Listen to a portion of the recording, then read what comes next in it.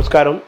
మనతో పాటు డాక్టర్ శైలజ గారు ఉన్నారు. వారు డెర్మటాలజిస్ట్‌గా చాలా ప్రసిద్ధులు.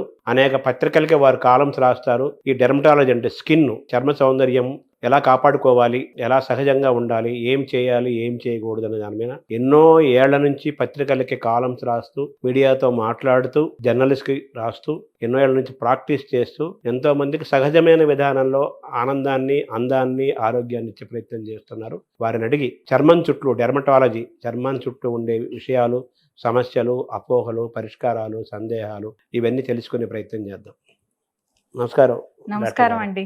ఇప్పుడు మామూలుగా అందరూ ఈ ఫెయిర్నెస్ కోసం తెల్లగా ఉన్నవాళ్ళు, ఎర్రగా ఉన్నవాళ్ళు, నల్లగా అన్ని రంగుల వాళ్ళు వాళ్ళు ఉన్న రంగు కంటే ఇంకా బాగా ఫెయిర్గా కనిపించాలి, అందమంతా ఫెయిర్నెస్లోనే ఉంది, వెంటనే అట్రాక్ట్ అవుతాం మనం అనే ఒక ఇది కనిపిస్తుంది బాగా ఈ మధ్య ట్రెండ్ ఫాలో అవుతాయి. దీన్ని ఎలా చూస్తారు? అలాగే ఈ ఫెయిర్నెస్కి పెరగడానికి, ఫెయిర్గా మారటానికి ఇంజక్షన్లు కూడా వచ్చాయంటున్నారు. ఇది ఎంతవరకు కరెక్ట్, ఎంతవరకు హెల్దీ, ఎంతవరకు సైంటిఫిక్, దీన్ని ఎలా చూస్తున్నారు మేడం? మంచి క్వశ్చన్ అడిగారండి. ఇప్పుడు ఎందుకంటే మన మార్కెట్లో కూడా చూసుకుంటే, మన వ్యాపార రంగంలో కూడా చూసుకుంటే ఫెయిర్నెస్ క్రీమ్స్కి ఉన్నంత వ్యాపారం మిగతా దేనికి లేదండి.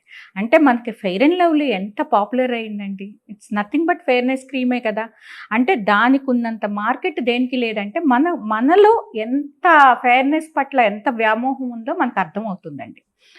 సో నెంబర్ 2, అసలు ఈ ఫెయిర్నెస్ నిజంగా రకరకాలుగా మన స్కిన్ అనేది మనకి భగవంతుడు ఇచ్చిన కలర్, మనకి అది స్కిన్ కలర్ అనేది మనం చూసుకోవాల్సింది ఏంటంటే అందమైన స్కిన్ అండి, అంతేగాని ఆరోగ్యవంతమైన స్కిన్. అంతేగాని ఫెయిర్గా ఉంటేనే ఫెయిర్నెస్ ఉండి కళ లేకుండా ఎంతమంది ఉంటారండి.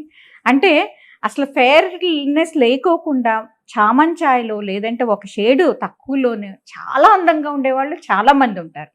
అంటే ఫెయిర్నెస్ అనేది మన దీన్ని బట్టి, అంటే మన ఆత్మస్థైర్యాన్ని బట్టి ఉంటుందండి. ఫెయిర్గా ఉండి లోపల సబ్జెక్ట్ లేదు, లోపల ఆత్మస్థైర్యం లేదు, లోపల ఇండివిజువాలిటీ లేదు, అది అందంగా కనిపిస్తుందా అండి? అస్సలు కనిపించదు. మీకు ఒక గ్లాన్స్లో ఈ అమ్మాయి రంగు ఉంది అనుకోవచ్చు, కానీ ఒక 5 నిమిషాలు మాట్లాడేసరికి మీకు బోర్ కొట్టేస్తుంది ఆ మనిషితోటి. సో ఫెయిర్నెస్ అనేది మీకు అందాన్ని ఇవ్వదండి, ఊరికి టెంపరీగా ఒక గ్లాన్స్కి అంతే. తర్వాత మీకు 5 నిమిషాలకే బోర్ కొట్టేస్తుంది ఆ ఫెయిర్నెస్. సో ఫెయిర్నెస్కి మరి మనం ఎందుకు ఇంత ప్రాధాన్యత ఇస్తున్నామంటే అది మన వీక్నెస్ అండి. అంటే మనకి చాలా వరకు మీడియా, సోషల్ మీడియా, ఈ రీల్స్, ఇన్స్టాగ్రామ్స్ ఇవన్నీ ఏంటంటే మన బలవంతాన రుద్దేస్తున్నాయి. సో హెల్దీ స్కిన్ అనేది ఏంటో చెప్పడం లేదు, ఫెయిర్ స్కిన్నే గొప్ప అన్నట్టు మనకి ప్రమోట్ చేస్తున్నాయి అన్నమాట, విచ్ ఈజ్ రాంగ్ అండి. ఇప్పుడు మన దేశంలో ఏంటంటే వివిధ ప్రాంతాల్లో వివిధ స్కిన్ కలర్స్ ఉంటాయి అన్నమాట. అంటే మనం చూస్తే సౌత్లో మనం కొంచెం డార్క్గా ఉంటాం, అలాగే ఎస్పెషల్లీ తమిళనాడు చూస్తే ఇంకా కొంచెం డార్క్గా ఉంటాము. సో మనకి అలా ఏరియా, బెంగళూరులో, కర్ణాటకలో చూస్తే కొంత ఫెయిర్గా ఉంటారు, నార్త్లో చూస్తే ఇంకొంత ఫెయిర్, అలాగే కాశ్మీరీస్, పంజాబీస్ని చూస్తే వాళ్ళు ఇంకా కొంచెం ఫెయిర్గా ఉంటారు. సో ఫెయిర్గా ఉన్నంత మాత్రం మన సౌత్ ఇండియన్ యాక్ట్రెస్ ఎంతమంది చాలా అందంగా లేరండి. సో హెల్దీ స్కిన్ చాలా ఇంపార్టెంట్, అది నేను ఫస్ట్ నుంచి చెప్తాను అనమాట. హెల్దీ స్కిన్ కోసం అడగండి డాక్టర్ దగ్గరికి వచ్చి, అంతేగాని ఫెయిర్నెస్ కోసం అడగొద్దు. చాలామంది పేషెంట్స్ ఏంటంటే వాళ్ళు ఫెయిర్గా ఉంటారండి, కానీ ఇంకా ఫెయిర్నెస్ కావాలంటారు. ఒక్కొక్కసారి అనిపిస్తుంది అయ్యో పాపం అనిపిస్తుంది. అలాగే కొంతమంది తల్లులు వస్తారు, వాళ్ళ బిడ్డలు పసి బిడ్డలు అండి, అప్పుడే పుట్టిన బిడ్డలు, మంత్స్ బేబీస్. మేడం కొంచెం డార్క్గా పుట్టింది, ఫెయిర్నెస్కి ఎప్పటి నుంచి స్టార్ట్ చేయొచ్చు అని అడుగుతారు. అయ్యో అమ్మ, పాప హెల్దీగా ఉండాలని చూసుకోండి, అంతేగాని ఇప్పటి నుంచి ఫెయిర్నెస్ ఏంటి, అసలు నాతో అట్లా మాట్లాడొద్దు. హెల్దీ స్కిన్, హెల్దీ ఉందా లేదా, బేబీ హెల్దీగా ఉందా లేదా అది చూసుకోండి, అంతేగాని ఫెయిర్నెస్ ఇంపార్టెంట్ కాదు. బాగా చదువు చెప్పించండి, బాగా మంచి వ్యక్తిగా తయారు చేయండి సొసైటీకి, అప్పుడు మీకు మంచి గుర్తింపు వస్తుంది. ఫెయిర్గా ఉన్నంత మాత్రాన్ని గుర్తింపు రాదు, అది ఎందుకు పనికిమాలిన గుర్తింపు. మీ బిడ్డను మీరు ఎంత చక్కగా పెంచుకోగలిగితే అది మంచి గుర్తింపు, అంతే కదండి. అంటే మనకి ఫెయిర్గా ఉన్నంత మాత్రాన అసలు విషయం లేకపోతే ఎవరు గుర్తింపిస్తారండి? చక్కగా చదువుకుని లేదంటే చక్కగా ఒక మంచి వ్యక్తిగా సొసైటీకి ప్రొజెక్ట్ చేసుకుంటే కనుక అది మంచిది. సో 10 మంది చెప్పుకుంటారు, అంతే కదండి. సో ఈ ఫెయిర్నెస్, అన్ఫార్చునేట్గా ఈ ఫెయిర్నెస్ కోసం ఏంటంటే డాక్టర్స్ని బలవంతం పెట్టడం వలన డాక్టర్స్ కూడా ఏంటంటే డిమాండ్ అండి. ఇప్పుడు చాలా మంది పేషెంట్స్ వస్తారు. ఇప్పుడు నేను చేయలేదనుకోండి, ఇంకో డాక్టర్ దగ్గరికి వెళ్తుంది. లేదంటే మనకి అన్ఫార్చునేట్‌గా ఏంటంటే బ్యూటీ పార్లర్స్ విపరీతంగా కోకొల్లలు. సో, వాళ్ళు కూడా చేసేస్తున్నారు. వాళ్ళు కూడా ఫెయిర్‌నెస్ ట్రీట్మెంట్స్ అంటున్నారు. సో, ఒకళ్ళ నుంచి తిరుగుతూనే ఉంటారు. కానీ అన్నిటికంటే ముఖ్యం ఏంటంటే వాళ్ళకి కౌన్సెలింగ్ చేయడం చాలా ఇంపార్టెంట్. మనం సరైన కౌన్సెలింగ్ ఇవ్వలేదనుకోండి, వాళ్ళు ఇంకొక దగ్గరికి చేరతారు. సో, వాళ్ళు ఇవ్వకపోతే ఇంకొక దగ్గరికి చేరతారు. ఎండ్ ఆఫ్ ది డే వాళ్ళు బ్యూటీ పార్లర్‌కి వెళ్ళి ఏదో ఒకటి చేయించుకుంటారు. సో, డాక్టర్స్ చాలా వరకు రీజనబుల్‌గా 99.9% డాక్టర్స్ రీజనబుల్‌గా చక్కగా ఎక్స్‌ప్లెయిన్ చేస్తారు. కానీ కొన్ని పార్లర్స్‌లోనో కొంతమందో చేసేస్తుంటారనమాట. సో, దీనికేంటంటే చాలామంది తెలియక నా దగ్గరికొచ్చే పేషెంట్స్ అండి బ్యూటీ పార్లర్‌లో కొన్ని క్రీమ్స్ అనమాట. స్టెరాయిడ్ క్రీమ్స్ వాడతారు. సో, వాటికేంటంటే లేబుల్స్ ఉండవు. ఏ రకమైన లేబుల్స్ ఉండవు. బాటిల్స్‌లో పెట్టి ఇచ్చేస్తుంటారనమాట. ప్లాస్టిక్ డబ్బాల్లో పెట్టి ఇచ్చేస్తుంటారు. అది వాడితే చాలా ఫెయిర్‌గా అవుతారనమాట. మా డాక్టర్స్ దగ్గరికొస్తే ఏంటంటే, మేము ఇచ్చే క్రీమ్స్‌కి అంత ఫెయిర్‌గా అవ్వరు. కొంత బెటర్ అవుతారు. వాళ్ళ స్కిన్ ఒక న్యాచురల్ గ్లో ఉండేటట్టే ఉంటాయి. అబ్‌నార్మల్‌గా ఉండవు. సో, అంత గ్లో వచ్చి అంత ఫెయిర్ అయ్యేసరికి వాళ్ళేంటంటే అవే నమ్ముతారనమాట. కానీ అవెంత హానికరం అంటే వాటిలో స్టెరాయిడ్ క్రీమ్స్ కలుపుతారు. సో, స్టెరాయిడ్ క్రీమ్స్ కలపటం వలన ఇమీడియట్‌గా వాళ్ళు ఫెయిర్‌గా అవుతారు. డెఫినెట్‌గా ఫెయిర్‌గా అవుతారండి. సో, వాటి వలన చాలా చాలా సైడ్ ఎఫెక్ట్స్ ఉంటాయన్నమాట. ఎలాంటి సైడ్ ఎఫెక్ట్స్ ఉంటాయంటే స్కిన్ మనకి పల్చటి పొరలాగా అయిపోతుందన్నమాట. స్కిన్ మనకి పల్చగా అయిపోతుంది. అలాగే అబ్నార్మల్ హెయిర్ రావడం మొదలవుతుంది ఫేస్ మీద. స్కిన్ బాగా సెన్సిటివ్‌గా అయిపోతుంది. కొంచెం బయటకి ఎండ్‌లోకి వెళ్ళంగానే రెడ్‌గా అయిపోవడము, వెయిన్స్ ప్రామినెంట్‌గా అవ్వడము. సో, ఇలాంటివన్నీ జరుగుతూ ఉంటాయన్నమాట. ఇవే కాకుండా ఏంటంటే వాళ్ళ స్కిన్ సెన్సిటివ్‌గా అయిపోయి కురుపుల్లాగా రావడము. సో, ఇలా మొదలవుతాయన్నమాట. ఆపంగానే మళ్ళీ ఇంకా ఎక్కువగా డార్క్ అవుతారనమాట. సో, ఇలాంటివి వాడడం అనేది తప్పండి. సో, అందుకని అలాంటివేవి లేబుల్ లేని క్రీమ్స్ అంటే వాటిలో ఇంగ్రీడియెంట్స్ ఏమీ లేని క్రీమ్స్ మీరు వాడకండి. సరైన మీ స్కిన్ కేర్ కావాలి అంటే డాక్టర్‌ని సంప్రదించి డాక్టర్ సలహా మేర మీ స్కిన్‌కి ఎలాంటి క్రీమ్‌లయితే బాగుంటాయి. ఫెయిర్‌నెస్ క్రీమ్స్ అంటేనండి మీరు గుర్తుపెట్టుకోండి. బాగా డార్క్‌గా ఉన్నవాళ్ళు బాగా ఫెయిర్‌గా రావడం అనేది ఇంపాసిబుల్ అండి. మనం ఎంత ట్రీట్మెంట్లు ఇచ్చినా, ఏమిచ్చినా కూడా మన స్కిన్ కాంప్లెక్షన్‌లో మనకు ఉన్న పరిధిలో కొంతవరకు బెటర్. అంటే కొంత గ్లో అనేది రావడానికి అవకాశం ఉంటుంది గానీ, శాంతం మనం మారిపోవడం అనేది అబ్నార్మల్, అసహజం అండ్ అది లేనే లేదు. సో, అందుకని మీరు ఇలాంటివి విని మోసపోవద్దు. నెంబర్ 1. నెంబర్ 2 ఏంటంటే మీరు ఫెయిర్‌నెస్ క్రీమ్స్ అంటారు కదండీ! ఫెయిర్‌నెస్ క్రీమ్స్ అనేవి ఉండదు. అంటే ఏంటంటే ఫెయిర్‌నెస్ క్రీమ్స్ అంటే గనక మనకేంటంటే మన స్కిన్ సహజ సిద్ధంగా కొంత బెటర్ అవ్వడానికి ఉండే క్రీమ్స్ ఉంటాయన్నమాట. అవి రకరకాల కాంబినేషన్‌లు మన స్కిన్ టైప్‌ని బట్టి ఇస్తాం. అలాంటివి ఏంటంటే హైడ్రోక్వినాన్ టెంపరరీగా ఇస్తాము. తర్వాత kojic acid, AHE alpha hydroxy acids, beta hydroxy acids, vitamin C, vitamin E, ఇలా కోజిక్ యాసిడ్ ఇలాంటివన్నీ ఏంటంటేనండి కొంత గ్లైకోలిక్ యాసిడ్ ఇవన్నీ కొంతవరకు బెటర్ చేస్తాయన్నమాట. స్కిన్ సహజ సిద్ధంగా న్యాచురల్ గ్లోగా ఉండేటట్టు చేస్తాయన్నమాట. వీటితో పాటు కెమికల్ పీల్స్ అంటాం అనమాట. కెమికల్ పీల్స్ అంటే ఏంటంటే మన డెడ్ సెల్స్ని మన స్కిన్లో సహజంగా ఉండే డెడ్ సెల్స్ని ఎక్స్ఫోలియేట్ చేయడం అనమాట. అలా ఎక్స్ఫోలియేట్ చేయడం ద్వారా కొంతవరకు గ్లోగా ఉండడానికి అవకాశం ఉంటుందన్నమాట. అలాగే లేజర్స్ ద్వారా ఏంటంటే లేజర్ టోనింగ్ అంటాం అనమాట. అంటే ఏంటంటే మళ్ళీ అగైన్ ఆ డెడ్ సెల్స్ని స్మూత్గా తీసేయడం అనమాట. వీటిలో ఏంటంటే ఎలాంటి సైడ్ ఎఫెక్ట్స్ ఉండవండి. మీరు ప్రాపర్గా సరైన డాక్టర్ గారి దగ్గర చేయించుకుంటే కనుక ఎలాంటి ప్రాబ్లమ్స్ ఉండవు. కాకపోతే ఏంటంటే కొంతమంది ఇక్కడికి వెళ్ళి అన్క్వాలిఫైడ్ అన్ప్రొఫెషనల్ వాళ్ళతో చేయించుకోవడం ద్వారా ఏంటంటే బర్న్స్ రావడానికి ఎక్కువగా అవకాశం ఉంటుంది.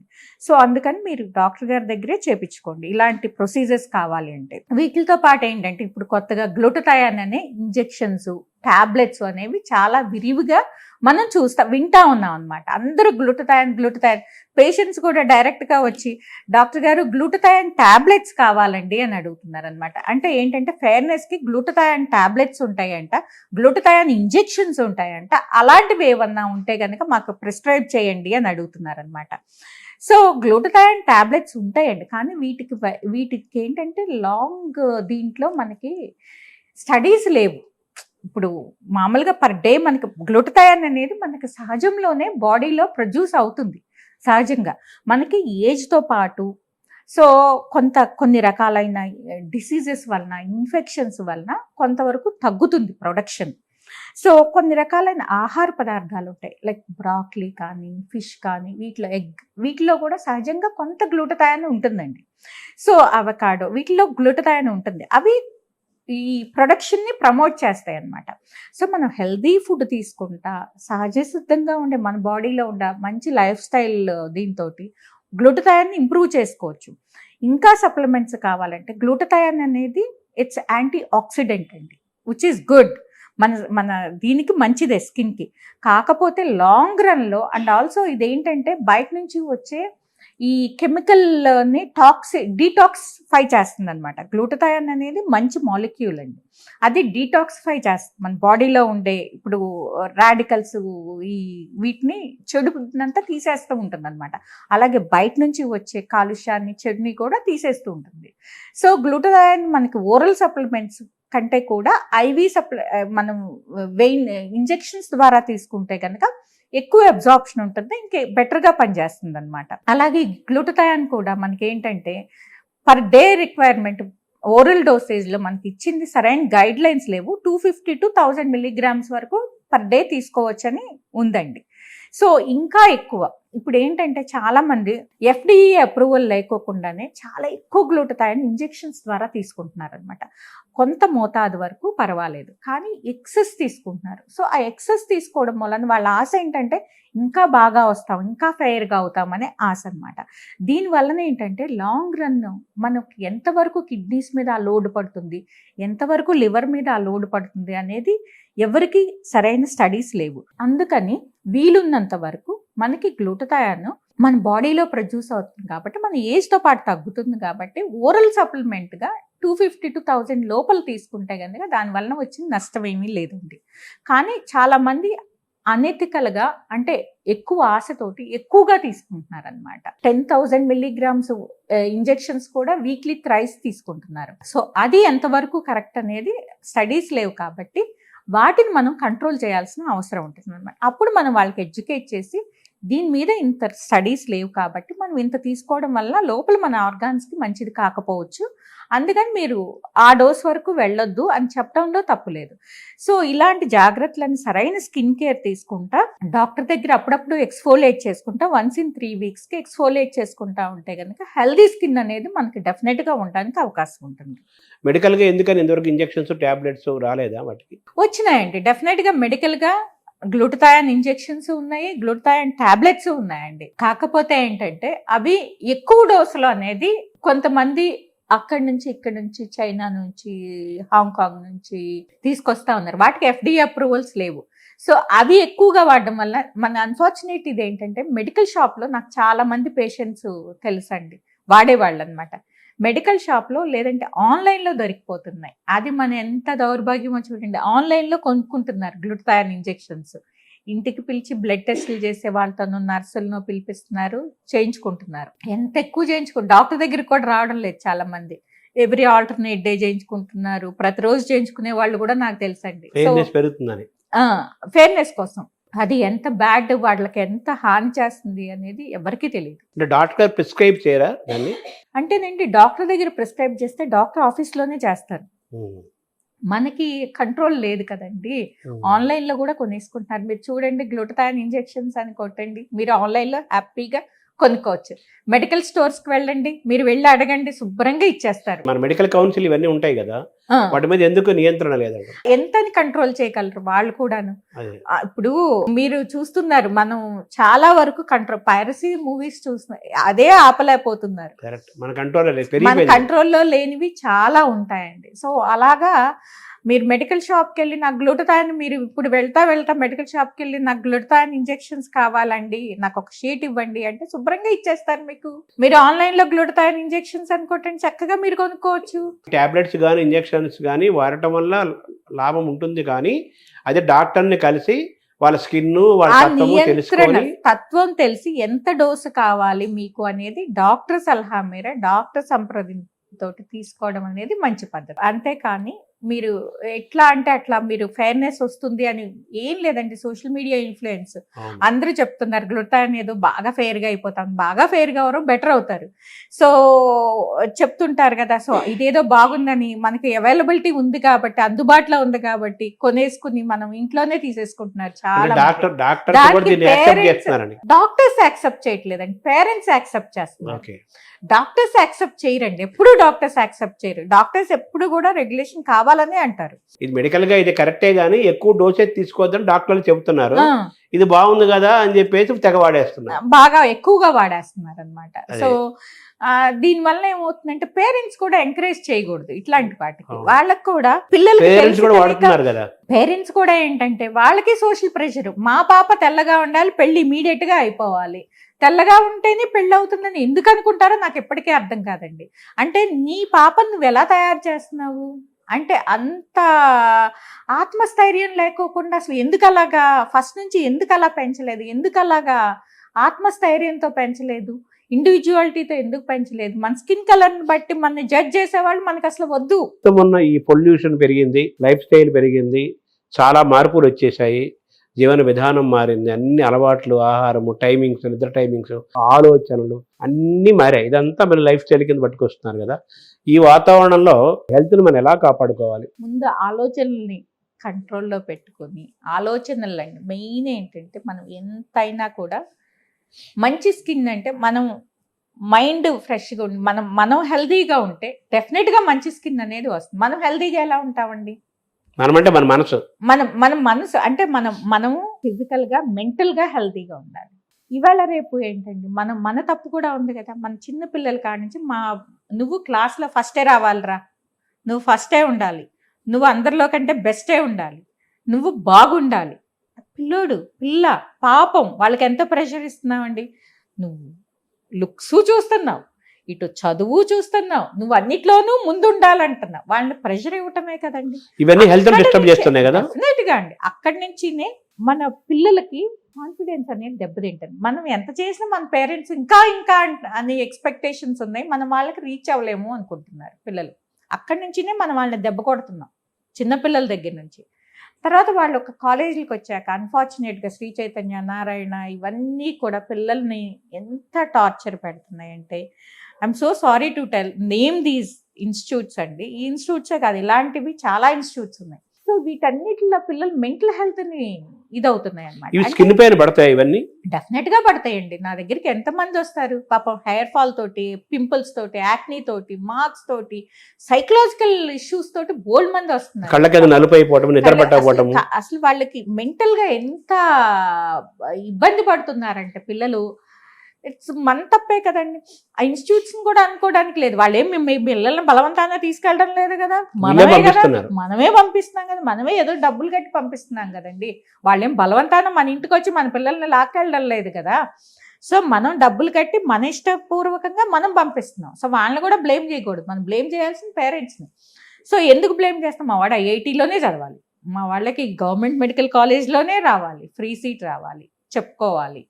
సో దీంతో ఇది తర్వాత ఈ ప్రెషర్స్ అన్ని అంటే ఈ ఒత్తిడి వేటి మీద పడుతుంది మేడం? స్కిన్ డెఫినెట్గా అండి. యాక్నీ, ఇందాక నేను చెప్పినట్టు యాక్నీ వస్తుంది, పీసీఓస్ అంటాం, పాలిసిస్టిక్ ఓవేరియన్ సిండ్రోమ్, అది ఎక్కువగా ఎఫెక్ట్ అవుతుంది. అంటే దానివల్ల ఏమేమి జరుగుతుంది మేడం? దానివల్ల అబ్నార్మల్ హెయిర్ రావడము, యాక్నీ రావడము, లావు పెరగడము, తర్వాత నార్మల్ హెయిర్ పోవడము, ఫ్రంటల్ హెయిర్ అంటాం అనమాట, ఈ హెయిర్ అంతా తగ్గిపోవడము, ఈ హెయిర్ పోవడము.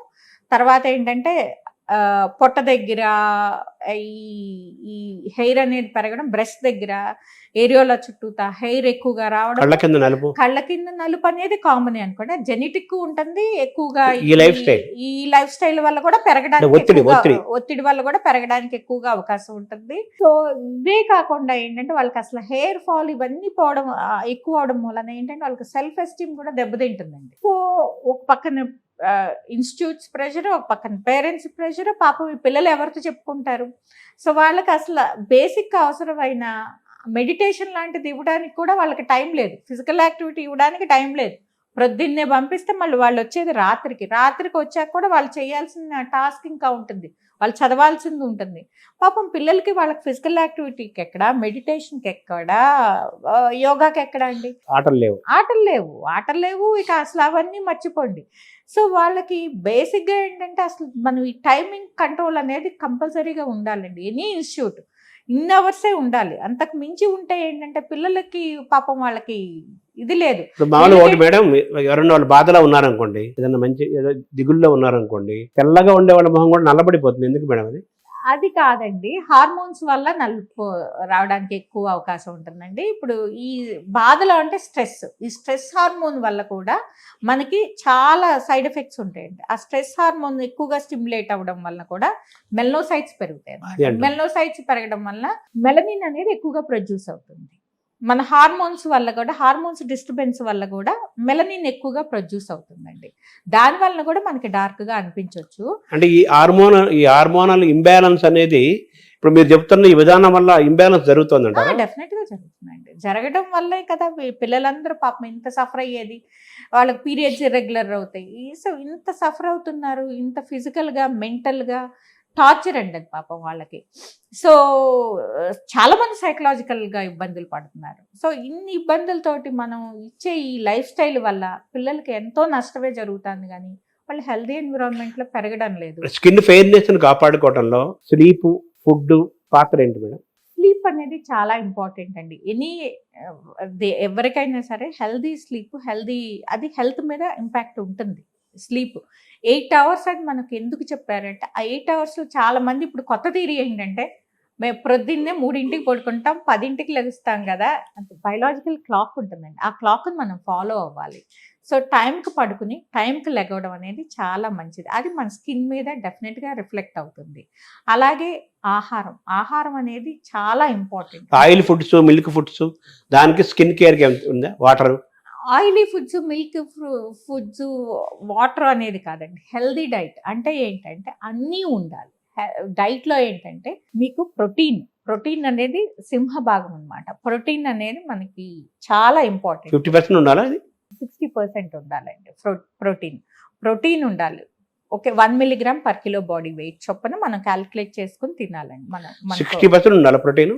ఉండాలండి. ప్రోటీన్, ఫైబర్, వైటమిన్స్, మినరల్స్, ఇవన్నీ కూడా మనకి స్కిన్కి చాలా, మైక్రోన్యూట్రియంట్స్, ఇవన్నీ కూడా చాలా ఇంపార్టెంట్. అంటే ఈ 60% ప్రోటీన్ నాన్ వెజ్ వాళ్ళు ఎక్కడి నుంచి తీసుకోవాలి, వెజిటేరియన్ వాళ్ళు ఎక్కడి నుంచి తీసుకోవాలి? అయ్యో, చాలా సోర్సెస్ ఉన్నాయండి. నాన్ వెజిటేరియన్కి అయితే అన్నిట్లో ఎగ్స్ కాడ నుంచి మీట్ వరకు అన్ని సోర్సు పుష్కలంగా ఉంటాయి. వెజిటేరియన్స్కి పనీర్ నుంచి, టోఫు దగ్గర నుంచి, మీల్ మేకర్ దగ్గర నుంచి, సోయా దగ్గర నుంచి, దాల్ దగ్గర నుంచి చాలా మనసు ఉండాలి కానీ మార్గం ఉంటుందండి. ప్రతి దాంట్లోనూ మార్గం ఉంటుంది. సో మనసు పెట్టి వెతికితే ప్రతి దాంట్లోనూ ప్రోటీన్ ఉంటుందండి. అంటే మనిషి శరీరం ఆరోగ్యానికి ఆహారంలో 60% ప్రోటీన్ పాత్ర ఉందని తెలుసుకోవాలి, అవేర్నెస్ రావాలి. నెక్స్ట్ నాన్ వెజ్ వాళ్ళకి, వెజ్ వాళ్ళకి ఎక్కడెక్కడ ప్రోటీన్ దొరుకుతుందో అది కూడా అవేర్నెస్ రావాలి. అవేర్నెస్ వచ్చిన తర్వాత దాన్ని అలవాటు చేసుకొని మనం ప్రాక్టీస్ లో పెట్టుకోవాలి. ప్రాక్టీస్ లో మనం అది చేస్తూ ఉంటే కనుక డెఫినెట్ గా మనకి అది బాగుంటుందండి. అలాగే గ్రీన్ లీవ్స్, వాటిలో ఉండే మైక్రోన్యూట్రియంట్స్, ఐరన్, ఫోలిక్ యాసిడ్, ఇవన్నీ మంచివే కదండి. అవన్నీ మనం తినాలి, ప్రతిరోజు ఆహారంలో భాగం చేసుకోవాలి. ఫైబర్ కూడా వెళ్తుంది. అలాగే మనం వెజిటబుల్స్, ఇప్పుడు మీరు ఒకటండి గుర్తుపెట్టుకోండి, డైట్ అంటే ఏదో బ్రాక్లీ తింటేనే, అవకాడో తింటేనే డైట్ కాదండి. మనకి సీజనల్ వెజిటబుల్స్, సీజనల్ ఫ్రూట్స్, ఏదో ఎక్స్పెన్సివ్ ఫ్రూట్స్ తింటేనే మనకి ఏం రాదు. ఏ సీజన్లో దొరికే ఫ్రూట్ ఆ సీజన్లో, ఏ సీజన్లో దొరికే వెజిటబుల్ ఆ సీజన్లో. సీజనల్గా తీసుకుంటే కనుక మీకు ఎప్పుడు కూడా హెల్దీ డైట్ అనేది దొరుకుతుందండి. మిల్క్, ఆయిల్స్ ఎలా చూడాలి మేడం స్కిన్ కి? ఆయిల్స్ కూడా ఇంపార్టెంట్ కదా. ఆయిల్స్ కూడా మనం ఇప్పుడు అందరం చెప్పేది కోల్డ్. డెఫినెట్ గా నెయ్యి అన్నిట్లోకి శ్రేష్టం అండి. నెయ్యి కంటే శ్రేష్టమైనది ఏదీ లేదు. సో నెయ్యితో మనం చక్కగా ఇంట్లో చేసుకుని, నెయ్యితో తాలింపులు పెట్టుకుని, నెయ్యితో కూరలు వండుకుంటే కనుక దానికంటే బెస్ట్ లేదండి.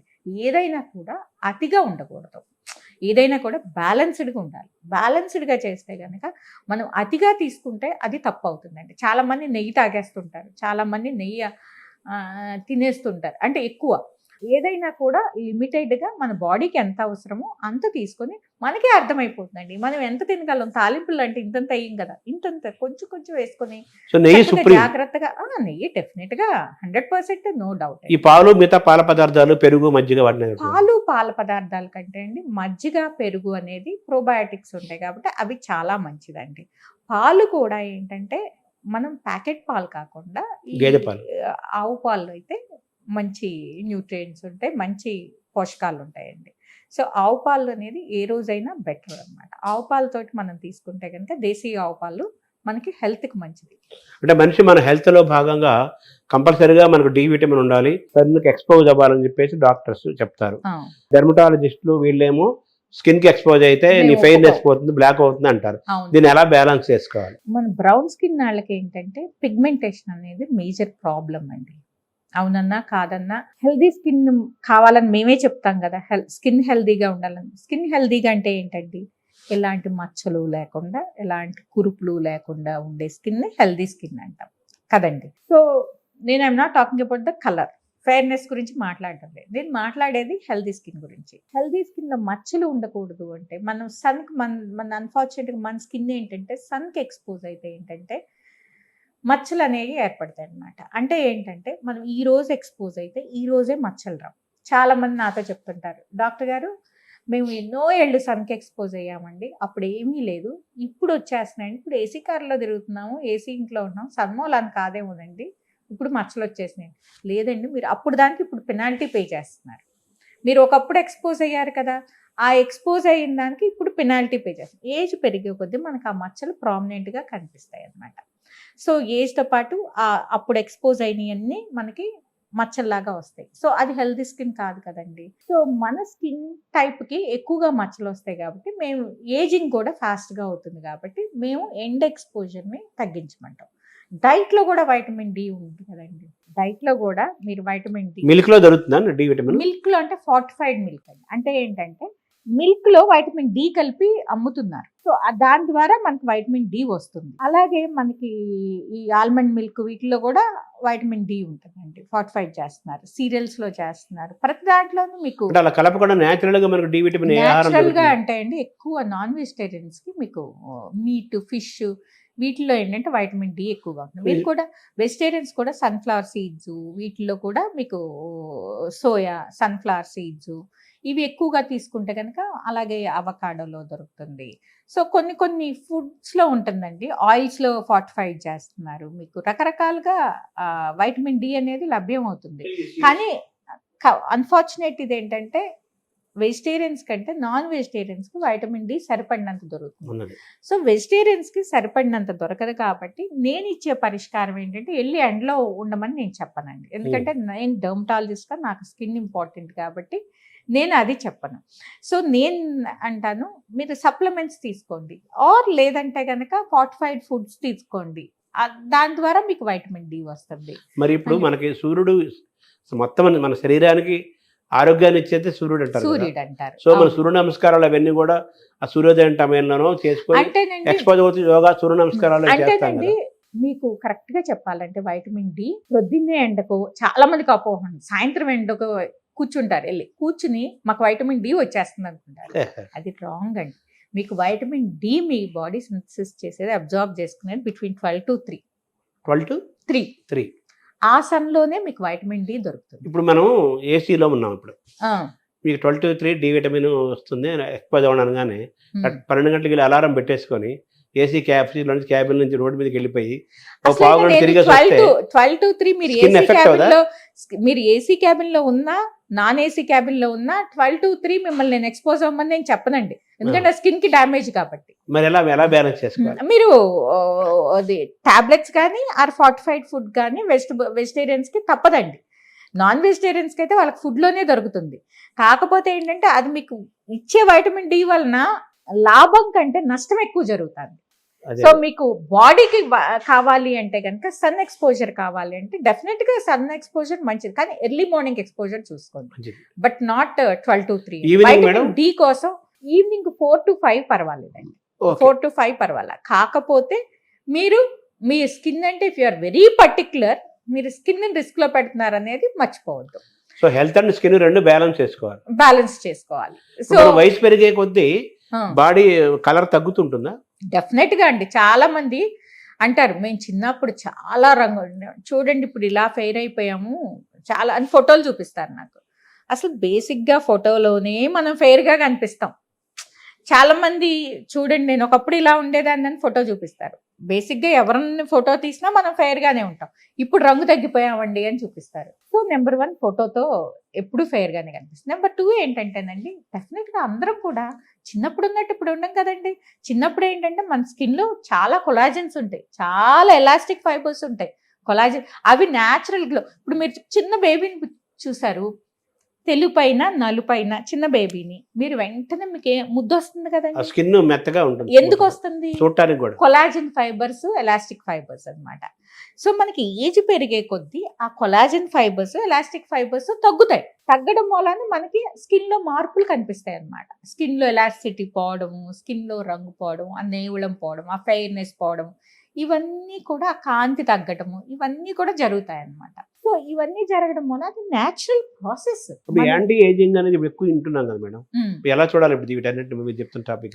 యాంటీ ఏజింగ్ చాలా మందికి అండి డెఫినెట్ అది న్యాచురల్ ప్రాసెస్ అండి. ఇప్పుడు ఏజ్ అవడం అనేది మనం ఎంతకాలం, మనం ఒక రాయి కాదు టేబుల్ కాదండి. మనం టేబులా కాదు కదా, మనం రాయా కాదు కదా, మనం మనిషిని కదండి. మన మనిషికి అనేది ఒక లైఫ్ ఉంటుంది కదా, అలాగే మన స్కిన్ కూడా ఒక లైఫ్ ఉంటుంది కదా. మన ఏజ్ తో పాటు వచ్చే మార్పులు కదండి ఇవన్నీ. Living organism. మనకి ఏజ్ తో పాటు వచ్చే మార్పులు, ఆ మార్పుల్ని మనము హుందాగా స్వీకరించాలి. అంటే ఏంటంటే నేను ఏజ్ ఇప్పుడు నాకు గుర్తండి, మా మదర్ ఎప్పుడు కూడా నాకు తెలిసినప్పటి నుంచి ఆవిడ ఓల్డ్ గానే నాకు గుర్తు, నా మెమరీస్ లో. ఇప్పుడు మా పిల్లలు అది కంప్లైంట్ చేయరు. మా పిల్లలకి నేను ఓల్డ్ ఏజ్ లో, ఇప్పుడు నేను ఐఎమ్ నియర్లీ 60 అండి. సో ఓల్డ్ ఏజ్ గా వాళ్ళకి ఇంకా అనిపించడం లేదు. ఎందుకంటే రంగులు వేసుకునే వాళ్ళు కాదు కదా అప్పుడు. వాళ్ళకి రంగులు ఒక్కటే కాదండి, గ్రేస్ఫుల్ ఏజింగ్ అంటాం. ఏజింగ్ కూడా గ్రేస్ఫుల్ గా ఏజ్ అవడం వేరు, తెలిసిపోయేటట్టు ఏజ్ అవడం వేరండి. అంటే నేను ఏజింగ్ గురించి కేర్ తీసుకోమనే చెప్తాను. అంటే నేను అసహజంగా తీసుకోమని అంటలేదు. సహజంగా న్యాచురల్ గాను తీసుకోవచ్చు, జాగ్రత్తలు పాటించి తీసుకోవచ్చు, అలాగే మనం కొంత మినిమం మెయింటెనెన్స్ తో కూడా తీసుకోవచ్చు. హెల్దీ ఆరోగ్యమైన విధానాలు కూడా. ఇప్పుడు మన ప్రీవియస్ జనరేషన్ ఉందనుకోండి, వాళ్ళేంటి, వాళ్ళ ఫుడ్ వాళ్ళు పట్టించుకునే వాళ్ళు కాదు. వాళ్ళ ఆహారం వాళ్ళు అసలు ఎప్పుడు వాళ్ళకి అది లీస్ట్ ప్రయారిటీ. ఎండ్లో పనిచేస్తూనే ఉండేవారు, ఎండ్లో తిరుగుతూనే ఉండేవారు, ఎండ్లో పనిచేస్తూనే ఉంటారు. ఏది పడితే అది తినేవారు, ఏది ఉంటే అది తినేవారు, లాస్ట్ లో ఏది మిగిలితే అది తినేవారు. సో బయటకు వెళ్ళి పని చేసుకునేవారు. సో వాళ్ళ చర్మ సంరక్షణ అనేది అసలు వాళ్ళు ఎప్పుడు వాళ్ళకి అదేదో తెలీదు. ఒక మీగడ ఎప్పుడన్నా పూసుకుంటే, లేదంటే వెన్న చిలికినప్పుడు ఆ వెన్న రాసుకోవడం వరకే, కానీ అది వెరీ రేర్, తక్కువ మంది చేస్తారు. మిగతా సంరక్షణ అనేది వాళ్ళకి అసలు తెలియదు అనమాట. కానీ మా జనరేషన్ వచ్చేసరికి స్కిన్ కేర్ అనేది చాలా ఇంపార్టెంట్ అయ్యింది. అది కూడా అతిగా ఉండకూడదండి. కొంతమంది అతిగా చేస్తారు. అతిగా అనేది ఇప్పుడు కొంచెం అతిగానే ఉంది కదా.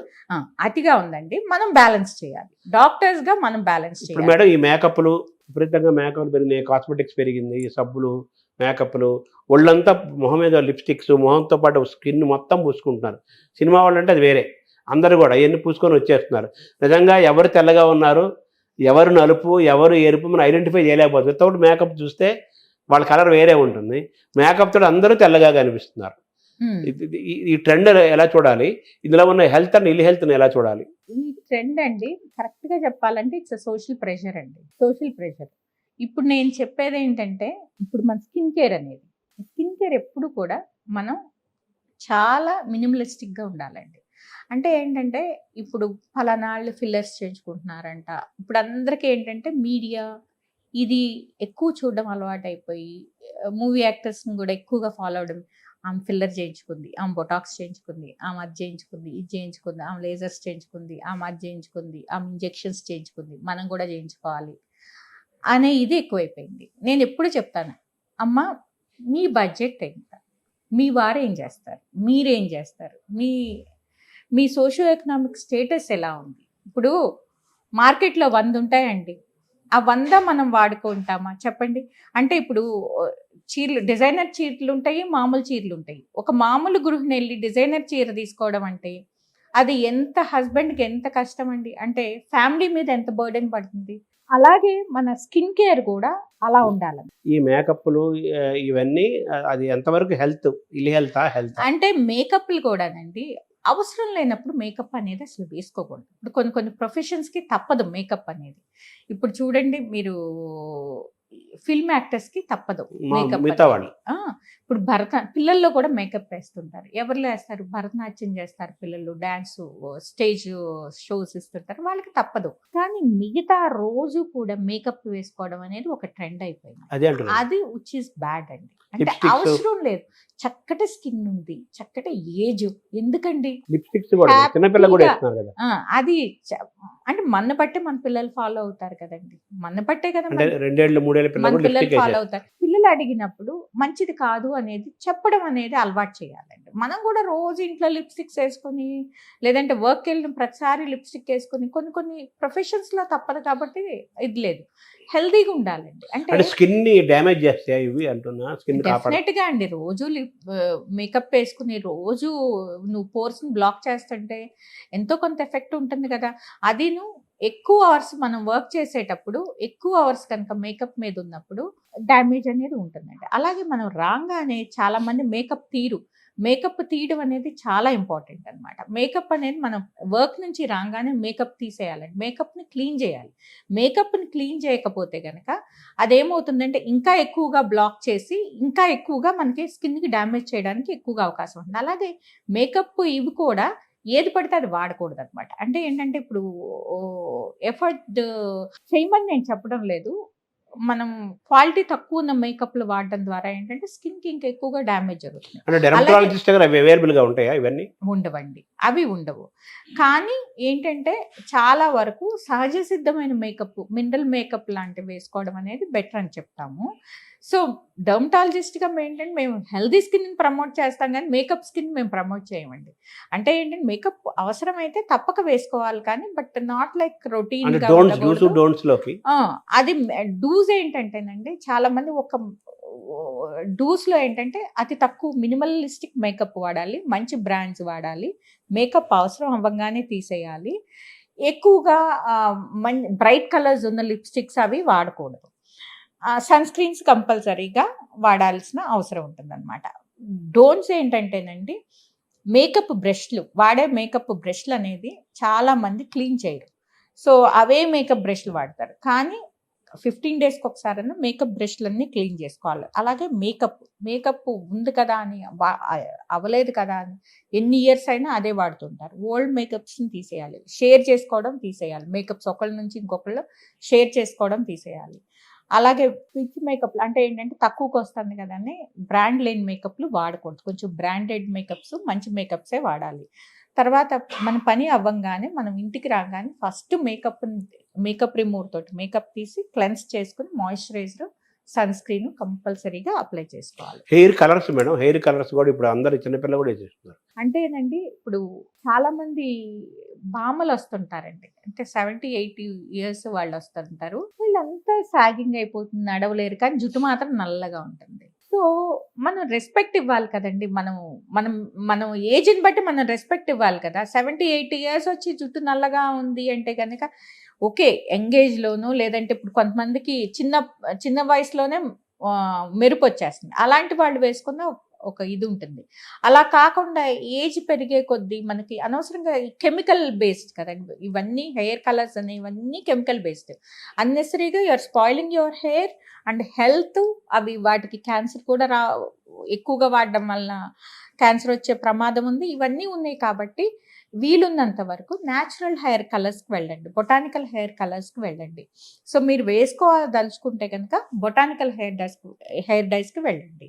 అంతేగాని ఈ కెమికల్ హెయిర్ డైస్‌ని తగ్గించుకోండి. స్కిన్ క్యాన్సర్ కూడా బాగా ప్రివైలింగ్ అవుతుంది కదా! దానికి ఏంటి మేడం? స్కిన్ క్యాన్సర్ మనకి డెఫినెట్‌గా అంత ఎక్కువ లేదండి. మెలనోమాస్ వెస్ట్‌లో మనకి చాలా ఎక్కువగా చూస్తుంటాము. మన అదృష్టం ఏంటంటే మన కలరే మనల్ని ప్రొటెక్ట్ చేస్తుంది. మనకి మెలనిన్ ఎక్కువగా ఉండటం మూలాన స్కిన్ క్యాన్సర్‌ని ప్రొటెక్ట్ చేస్తుందండి. అంటే వాళ్ళకంటే వెస్టర్న్స్ కంటే. వెస్టర్న్స్‌లో మెలనిన్ తక్కువ ఉంటుంది కాబట్టి వాళ్ళు ఫెయిర్‌గా ఉంటారు. వాళ్ళకి స్కిన్ క్యాన్సరే ఎక్కువగా ఉండడానికి అవకాశం ఉంటుందండి. మనకి మెలనిన్ ప్రొటెక్ట్ చేస్తుంది కాబట్టి మనకి ఎంత ఎండలో పనిచేసినా, ఎంత ఎండలో తిరిగొచ్చినా కూడా స్కిన్ క్యాన్సర్స్ అనేది మనం ఇంకా చాలా తక్కువగా చూస్తుంటాం అన్నమాట. Thank you madam. ఇంకోసారి ఇంటర్వ్యూలో మొటిమలు, మచ్చలు, సోరియాసిస్, తర్వాత బొల్లి వీటి గురించి మనం మాట్లాడుకుందాం మేడం. అలాగే. Thank you madam. Thank thank you you very much. Thank you